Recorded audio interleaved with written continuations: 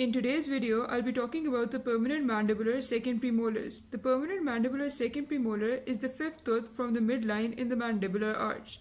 This is the mandibular right second premolar and this is the mandibular left second premolar. According to the universal numbering system, this is tooth number 29 and this is tooth number 20. Before starting off, I wanted to mention that the mandibular second premolars have two cusp types, the 3-cusp type and the 2-cusp type. In the 3-cusp type, there are a total of 3 cusps, 1 buccal and 2 lingual. While in the 2-cusp type, there are a total of 2 cusps, 1 buccal and 1 lingual. I will be discussing these later on in the video. The buccal aspect of the mandibular second premolar is similar to the mandibular first premolar except that the tooth is slightly larger. Even though the buccal cusp is shorter and the occlusocervical dimension is a little less. Since the buccal cusp tip is not as sharp, the mesoocclusal and disto-occlusal slopes are not as inclined. The buccal cusp tip is also centered mesiodistally, as a result of which the mesoocclusal and disto-occlusal slopes are approximately equal in length.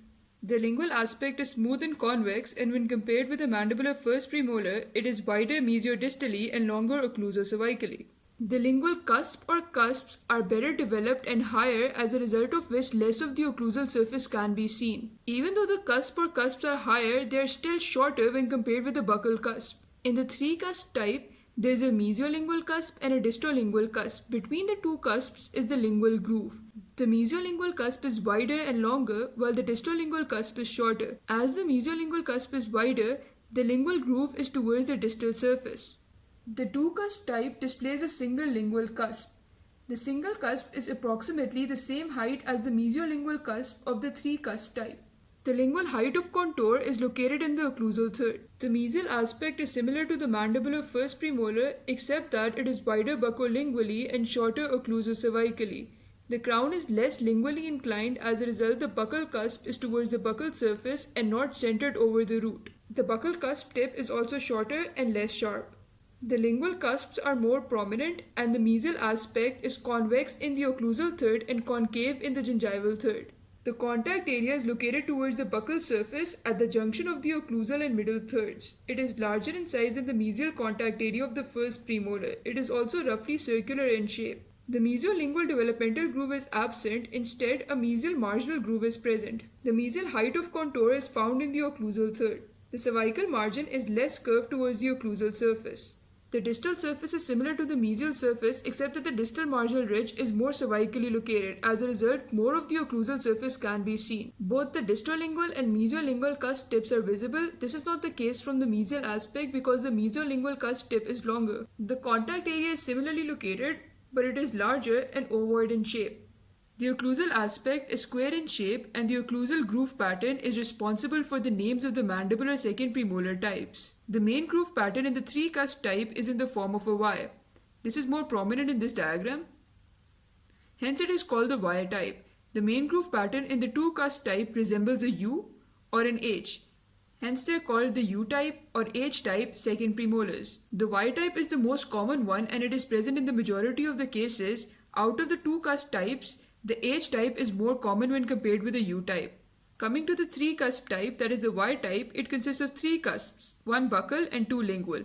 The buccal cusp is the largest one, while the mesiolingual cusp is larger than the distolingual cusp. Each cusp has 4 cusp ridges and 4 inclined planes. Coming to the cusp ridges of the buccal cusp, this is the mesial cusp ridge, this is the distal cusp ridge, this is the lingual cusp ridge, and this is the buccal cusp ridge. The cusp ridges of the lingual cusps are named similarly. Now coming to the inclined planes of the buccal cusp, this is the mesio-buccal inclined plane, this is the disto-buccal inclined plane, this is the mesiolingual inclined plane, and this is the distolingual inclined plane. The inclined planes of the lingual cusp are named similarly. All 4 of the buccal cusp inclined planes are functional, while the lingual cusp possess 2 functional inclined planes each. There is no transverse ridge present.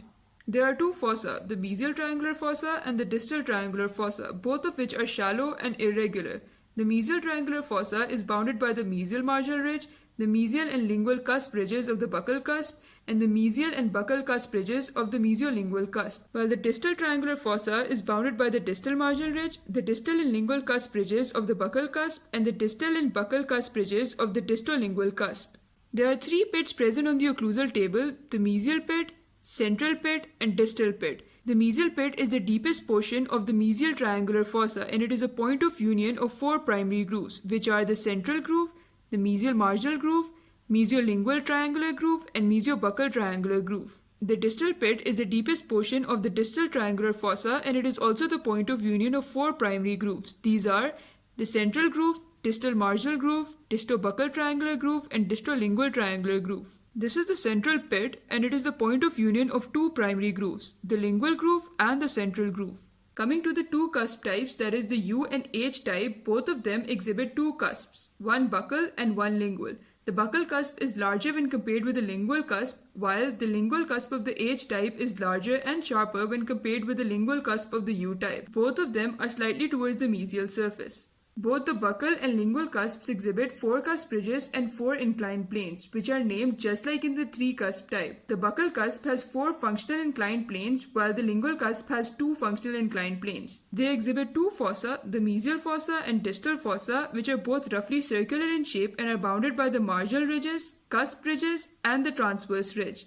Coming to the pits and grooves of the U type, it exhibits two pits, the mesial pit and the distal pit. The mesial pit is the point of union of four primary grooves, the central groove, mesial marginal groove, mesiobuccal triangular groove, and mesiolingual triangular groove, while the distal pit is also the point of union of four primary grooves, the central groove, distal marginal groove, distobuccal triangular groove, and distolingual triangular groove. While the H type also has two pits, the mesial pit and the distal pit. The mesial pit is the point of union of four primary grooves, the central groove, mesial marginal groove, mesiobuccal triangular groove, and mesiolingual triangular groove, while the distal pit is also the point of union of four primary grooves, distal marginal groove, distobuccal triangular groove, distolingual triangular groove, and the central groove.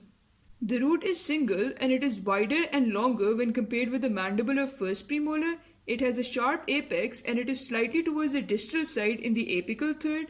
The midroot section is ovoid in shape and it is wider buccolingually than it is mesiodistally. Coming to the variations and anomalies, the size of the mesiolingual and distolingual cusps is variable. A bifurcated root is sometimes seen with buccal and lingual branches. The mandibular second premolar is sometimes congenitally missing. Supernumerary teeth are sometimes seen in the mandibular premolar area.